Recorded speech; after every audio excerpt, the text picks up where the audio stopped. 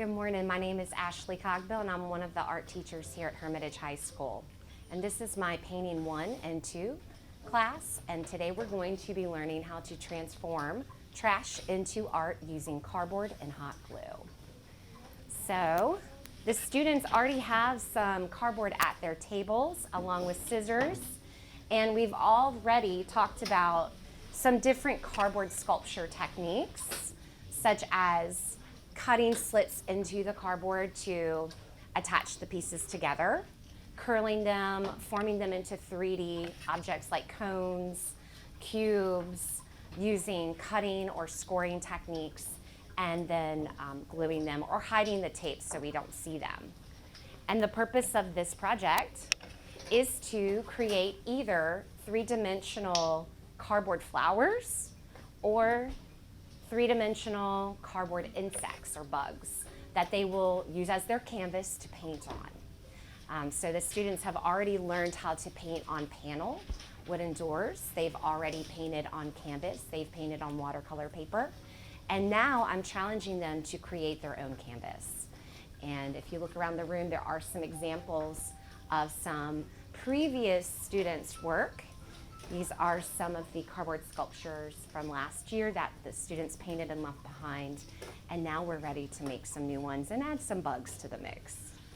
So, thank you for being here. So everybody, again, there's extra scraps of cardboard. You're not limited to what's just in the middle of your table. I did want to point out a couple of nice things I'm seeing in these examples. Again, tearing the top layer off the cardboard to reveal the corrugation or the ruffles underneath. That creates texture, and you can incorporate that into your design. And just making things pop out instead of laying totally flat. Okay, this is a little more flat. They did the layering technique starting with large shapes and then piling the smaller ones on top overlapping. But think about how you can maybe bend and curl the edges to make them want to come out and look more natural. Students are going about this all different ways. I'm going to show you some more examples. This student is thinking about taking this shape as her base, and she's cut out all the pieces that she wants to arrange and fit together later to glue them. So that's one way you can get started. All right. This student was experimenting with taking strips of paper and bending and folding them back to create these little loops that make adorable petals. It kind of looks like a pinwheel. And then this student, they really got into that flange or frill technique where they cut multiple slits into the cardboard, very short ones, and then they spiraled it up to create this beautiful fringe design. And they glued it on a cardboard circular backing. And that would be a really cool center to put inside of their piece. Look how they are starting to curl up the cardboard. One way you can do that is just by bending it on the edge of your table or using your hands to kind of mold it and form it into the way you want it to look, all right? So I see that An is kind of planning out hers. She's cut out, I'm gonna borrow that. She's cut out a petal shape, and now what she's doing is tracing it to make multiples. That's a good way to get started. All right, and if you're not doing a flower, if you're doing an insect, think about the symmetry of it. You've got, wings on both sides. You have legs on both sides, an antenna. So you'll probably want to make duplicates or doubles of your shapes. So when you arrange them and hot glue them together, you can have upper wings, lower wings, 6 legs on each side, antenna. These are just some examples that I found online that I thought looked really cool. But you can come up with your own species of flower or insect. It doesn't have to look like one that is realistic or recognizable. It can look alien if you want. All right. In the middle of her flower for the stamen and pistil, or where the seeds are. And that's a clever idea. And feel how some of the cardboard is stiff, but some of the cardboard is soft and bendable. Miles is spending a lot of time tearing that top layer of paper off the cardboard to get to the ruffles and corrugation underneath. So here's some scissors. Help yourself to the hot glue here. And start experimenting and playing, okay? These are fun too because you can take the tube and cut it into pieces.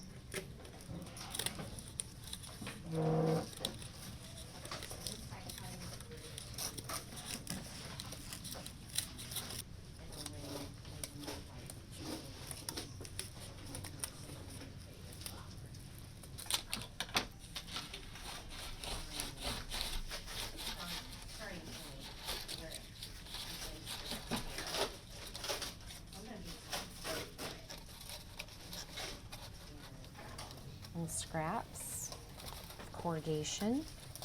So when you're looking at these materials, be thinking about how can you piece them together. What could you use these for? All right.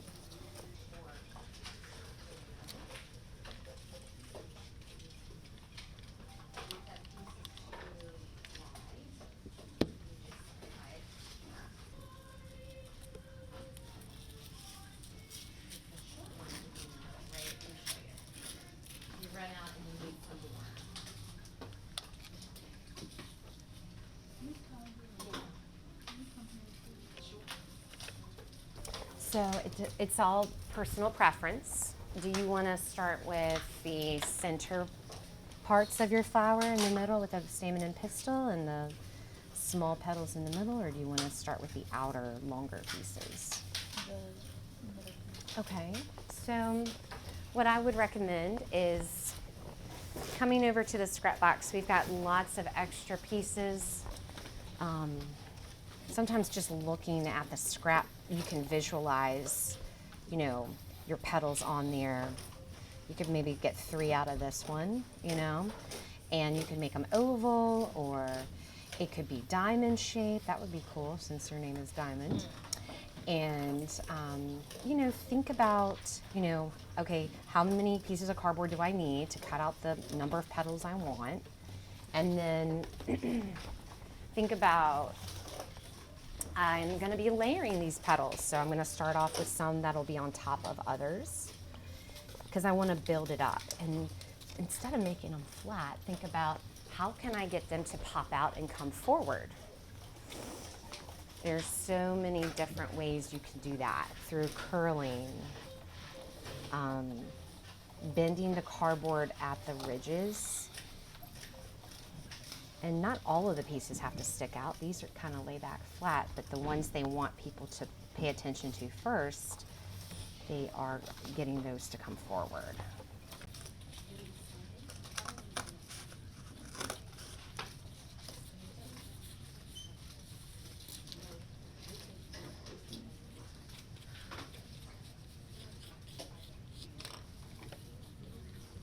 If this is too long of a tube, you can cut it shorter. You could even do something like cutting slits into it and making print that you bend back. So this is flat right now, right? But I could do something like cut a slit into the cardboard a little bit, pull that together, and see where the cardboard has the ruffles in it, the corrugation. That is allowing the cardboard to be flexible. And now you could pull it together and glue it so that it doesn't lay flat anymore, simply by cutting a slit into it and then overlapping and hot gluing. And any parts and pieces you don't want, you can just cut them off. Right? And then look. It doesn't have to come out all the way I had it. You can change it. So it's just testing it out. And if you want this to have something underneath of it, you could trace that, cut it out, and then glue it so this has like a base that would go onto here. You know?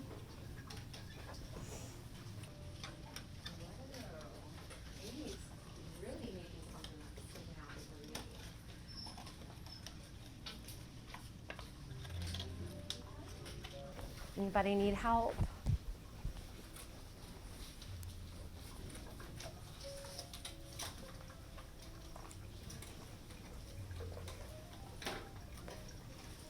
The great thing is that later on, once these are constructed, you will be mixing and blending your own paint colors to paint them. All right. We've got 16 small petals, 8 big petals, and then Those ones are like little stickers. Mm-hmm. Okay, that would look beautiful. Have you thought about leaves also? I might do these, but I want to do a flower first. Yeah, I think that's good. We'll get started with the petals in the center of the flower. So if you look at the examples up there, we're kind of aiming for something along that size for the finished project.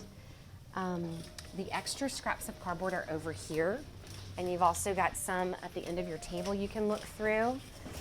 And then sometimes you'll be able to visualize the right size for your petals just by looking at your scraps and imagining, how many can I fit on here and cut out. And then think about trying to use similar widths of cardboard. Some of it's soft, some of it's stronger and more difficult to work with. So you might want to think, oh, am I going to be bending these pieces? Well, then I need something much softer. And then save the tougher cardboard for like the base or something to stabilize it. Then she needs 8 big petals and then 20 of the little things in the middle, the seeds or the button part in the middle.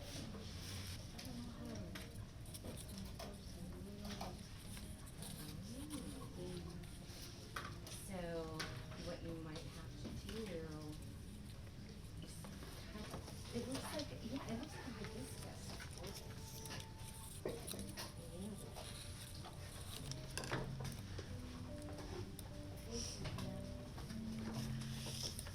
Be kind of cool too.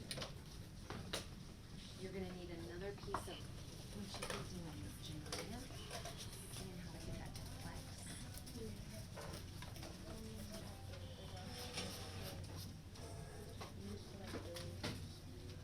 Cameron's not sure what to title this.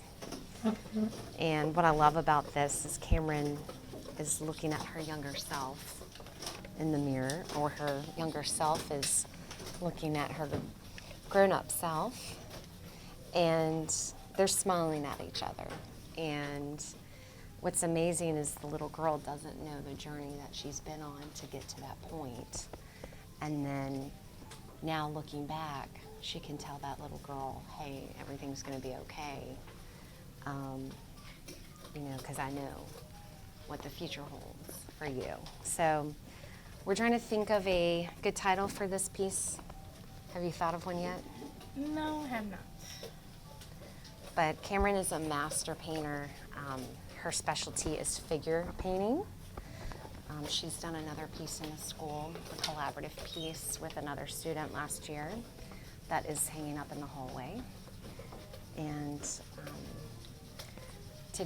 tomorrow is the deadline for her to submit this to Scholastic. So she's adding the finishing touches, and then she's got to get that title, and then she'll be ready to submit it. We'll continue working on these next class. We'll just pick up where we left off. Today was just starting the construction. And as you continue to make the parts and pieces and arrange them and see how they fit together and look, and just build from those beginning parts and pieces, you'll be able to just take off and make it up as you go and add to it whatever you think it's lacking. If you decide later that you want to add a bug to your flower, once your flower's done, you could do that, okay? You could add leaves. There's so many different options. Well, thank you for visiting our art room and seeing our painting class today, working with their creative canvases so that we can paint something that's creative and different.